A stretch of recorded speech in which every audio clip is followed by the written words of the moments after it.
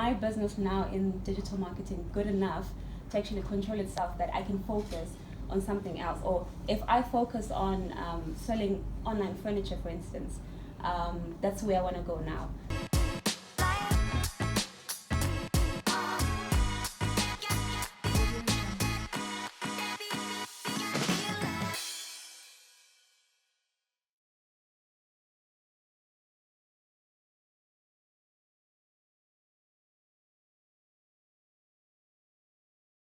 If I focus on that, I feel like this might not be strong enough to kind of go on its own. So who's going to finance the online furniture business? Actually, it's quite cool. It's basically, there are people who actually do the furniture, who manufacture it, Chinese, and they actually bring it here. The problem is that they don't have a market.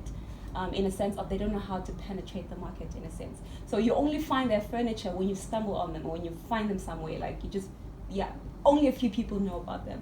So what would happen is the big guys would buy from them and then sell it here for like 15,000 Rand a table or whatever. But then if you knew, you could actually get it by someone who's just, in China or whatever. So I got to meet with them where we can actually offer them a market to sell their stuff, because all they care about is basically just taking out furniture. They just want to bring it in and take it out, but they don't know how to do that. How would you offer them the market? Okay, so what we do is we do a bit of marketing. So we market to their products where we actually give them access to the market. But the nice thing about that is that they sell it so low that it's not only just outreach that they get with digital marketing, but also it's the quality, it's the same quality that you would get, in Santon and so on and so forth. So how do you know? Because I bought it. I buy from there. And I have Can I ask a couple of questions? Yeah, sure. So Vusi comes and he buys it, 2 weeks later it breaks. What happens? That's basically, we have that relationship. So it's almost like the same thing that you're offering with him, to say that you're kind of like the middleman, where you deal with the manufacturers and you deal with the buyers. Okay. So you do the... Okay, and Vusi buys it. Who delivers it? I deliver it. I just want to make sure I understand it. Okay. They've got a factory. Yeah. They're going to make a widget, say. Then they're going to send you the widget.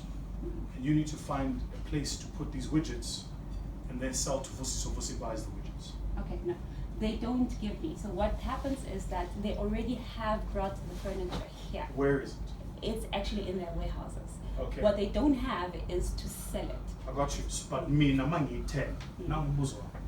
I'm not going to a warehouse to buy. Yes. So where am I buying? You buying from me. Online. Yes. Then how are you delivering? So what I do is you buy from me, and then I actually go and get it from the manufacturers and then have it delivered to you. How? Well, through delivery service. So I'd have a delivery service where they actually take the stuff and then... these seem like rudimentary questions. I'm just helping you think about it, because I'm helping you think about what business you're in. Yeah. I wonder if you're in an online business or if you're running a distribution business that just happens to be online. Yeah.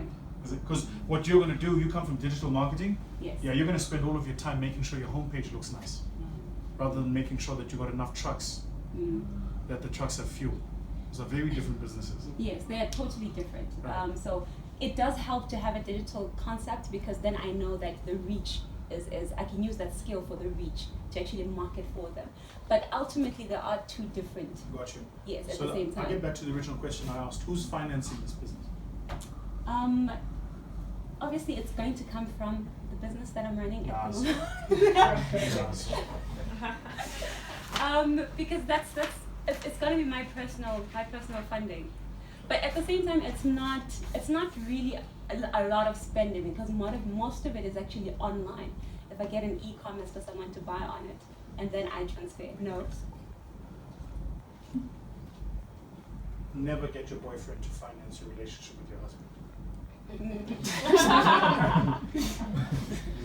Or vice versa. Yeah. It's rude. You have a business that runs. Let me show you something. Let's play around. You guys want to play? Yeah. Let's play around. You run a... How much does your business make currently? How much do you make? In a year. In a year. So far, it's about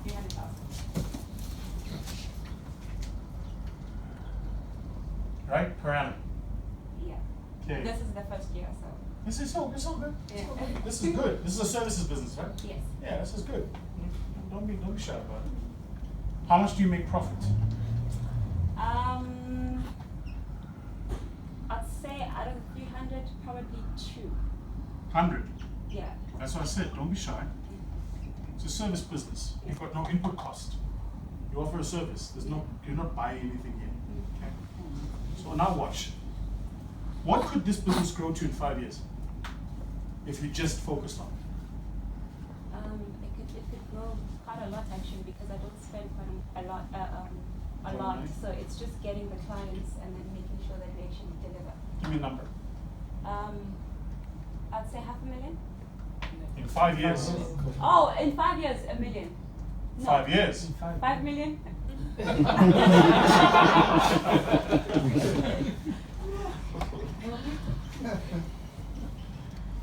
Now let's imagine that the percentages hold and they won't. What will happen as you grow bigger is your margins will contract.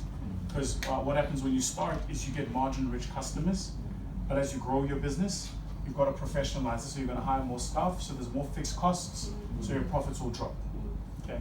And also in trying to build scale, you're going to take what we call marginal customers. So you'll take the guy who buys the Heineken and the guy who buys the Black Label. Yes. Both want beer, but different margins. Okay. But let's imagine you grow to 5 times this, okay, in 5 years, and you get to 1 million per annum. This is a 5-year trajectory. Make sense? Right. Now let's talk about this new business. Okay. If you started it now, how much could you make in 5 years' time? Okay. I think quite a lot, because most of Quite a lot's not a number. Give me a number. it. There's no such thing as a wrong answer. Just give us a number. Okay, I'd say probably 500,000 in a year. In a year. Give me 5 years. I'd say probably, if we said 1 million for the first one, I'd say 5. So you think you could? Let's say you could get this to 20. Okay. I'm going to show you some. And your profit would get to 1 million, to 5 million here. Okay. This is the mistake you're making. Watch this. You're in a relationship with a guy. He's committed. He loves you dearly. He really does. The problem is, you've been in a relationship with him for 5 years. So it's kind of like not as cool as the new guy who sends you flowers, strawberries. Cream. He doesn't want cream. He says strawberries. And then, and he sends you a video saying imagine it's in your mouth. You know what I'm saying? Like, because he's exciting, right? So you're seeing this guy, but you're comparing him to that guy. What don't you know? You don't know how this guy works here. What are his faults? Yeah? In other words, you don't know what you don't know. And I can almost guarantee you, here's what's going to happen. You're going to take the love you have now. Tyler Perry's 80-20 rule. Yeah? And you're going to take this, and you're going to invest it in this, and you're going to take all of this money and pay for all of these mistakes. This business will die. This will never take off. And you're going to be left without a boyfriend. That's what's going to happen. Here's a worse thing for you to think about. In this business, you're not alone. You've got hundreds of other competitors. This money that you make, this is the money you reinvest in your business to compete with all of these competitors who are here. You take this money and you start a new business, you leave these people to develop this business, and they will. Which means even if they're not as good as you now, they will be. And by the time you recognize that this business is failing, they'll be better than you. Mamang betan will be between the 6s and the 7s. Don't do it. And I'm not saying don't start the business. I'm just saying don't use your husband to finance your boyfriend. Let your boyfriend that time. He must finance himself. If these guys really want to do it, tell them, guys, I'm a young black female in South Africa. You guys want access? You got to pay to play. put up some seed capital. What risk are you taking? Yeah. You just giving me furniture. No, that ain't. They're not even giving you the furniture. It's sitting in a warehouse. You're solving a problem for them. They ain't doing nothing for you. Tell them, pay to play. That's what I would do. Is that good advice? Yeah. See, I'm saving marriages here. Yeah. Even marriages are being saved here. Yes, ma'am. Yeah, based on that and what you were just saying now, at what point do you think you can move on from your husband to your boyfriend? There is never a point. There is never a point, but there is a philosophy. Don't use your husband's money to finance your relationship with your boyfriend. I'm telling you this because I've done it. I've done it. I took millions from my speaking business and used it to finance my VC business. Then I lost the millions from my speaking business. And in the meanwhile, I wasn't concentrating on my speaking business. Thank God I'm the best at what I do. You know what I mean? It took me 2-3 months to catch up to the market. Another 2-3 months I was ahead of the game again. But I'd lost 6 months. Where would I be if I'd just taken that money and put it where it needed to be? And here's what kills many entrepreneurs. There's the business we want for our ego. Then the business we want because we can do it. Don't mistake and confuse these two things. So now must we just tell him Absolutely. But whoever he is, fanele azikhokhele. Angithi noma ngenza isithembu. I'm thinking ngithi when mama umkhulu, awungikhokhela umama omncane. Fanele ngiyokhokha ngisho. It's the same. Pay to play. So what are the things I've done here? I mean, which is why I fired a whole host of people in the firm, is because I've gone, if my cost structures for this business are this, but the revenues are this, I can't take the business that's making these revenues and these profits and pay you guys. Pay to play. So I'm going to right size my costs and I'm going to push up my revenues and I'll get the right costs. But the money here stays here. It's the money for this business. You know, people also get lazy. Let me tell you what I mean by that. Be very, very careful. Okay? Even in the Bible, listen to this because it's so powerful. The term betray is linked with the term betroth. To be betrothed is intended, affianced, married. What's that tell you? Who betrays you? He isn't just. No one comes from far to betray you. They don't know you. Just think about any scenario of betrayal that you know, whether it's Samson or Delilah or it's always the person closest to you that betrays you the most. You know who's going to destroy your business? The very people you're going to employ.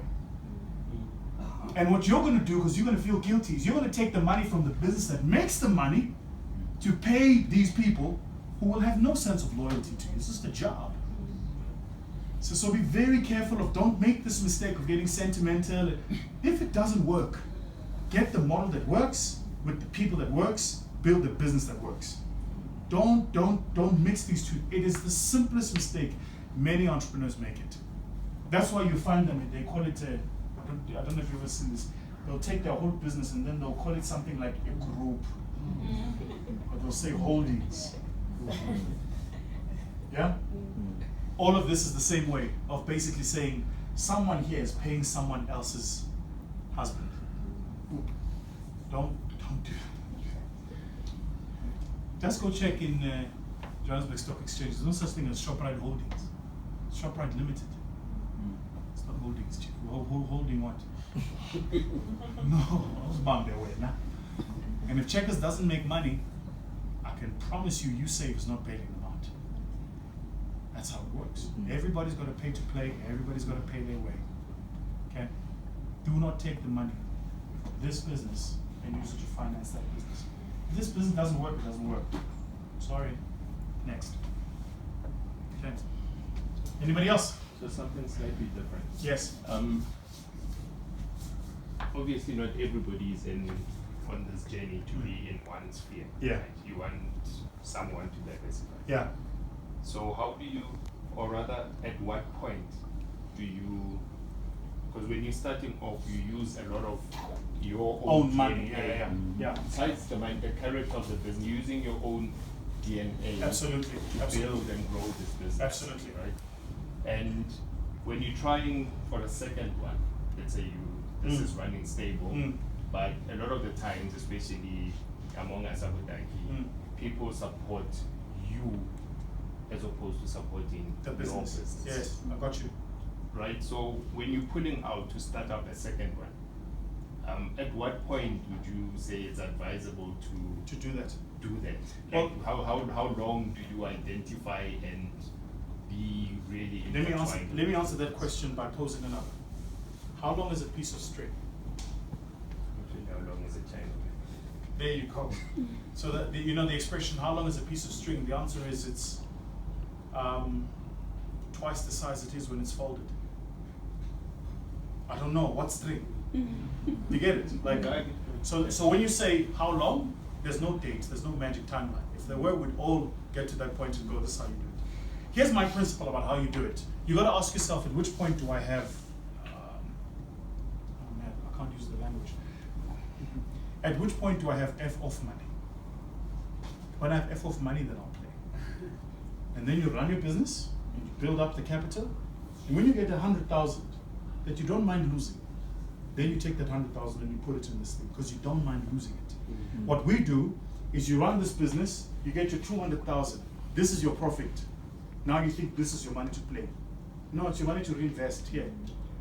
But you'd now take this, then you for the spaza shop, to KFC, Fab Nando's, Fab Engine, then you say you're diversifying. You're not diversifying, you're adding risks in China. That's what you're doing. And it becomes it's a domino. One fails and all the others fail. Because here's another mistake we make, and entrepreneurs in this room have done this, you guys will know exactly what I'm talking about. If you ever had a business take 95% of your time but make you 5% of your money, how's that work? Hey, I'm sure. Hey, we are I'm not exactly. So because of Petegash, you're not paying attention here. Where's your mind? Same thing with business. The minute when they're holdings, when they're group, I promise you now, all the efforts go to the problem child.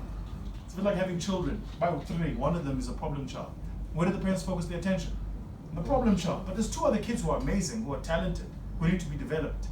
And when you don't pay attention to them, what happens? It stunts their development and growth. It's exactly the same concept. So for me, just be very careful with it. Like if you're going to do it, then I would say, make sure it's money you don't mind losing. If it's gone, it's gone. And don't attach that money to something else. It literally must be money you're willing to lose. Okay? There's one final question. No? I can ask. He wanted to ask a question. He's sure, been sure. very quiet. Yes, sir. My name is Brendan. I guess my question involves a word that we as entrepreneurs don't like to hear, but I'll ask it anyway.